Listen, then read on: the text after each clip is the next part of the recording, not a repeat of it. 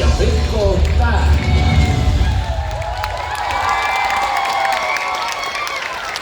Tere päevast, Eesti Rahva Muuseum!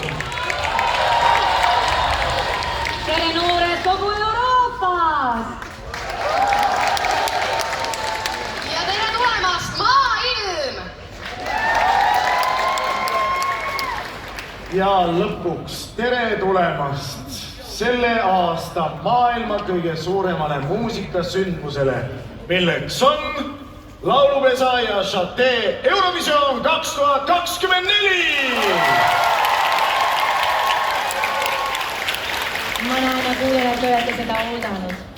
Täna me tähistame muusikatriumfi, sukeldume showmaailma kõige sügavamatesse soppidesse ja oleme glamuuri ja sära kõrgustes.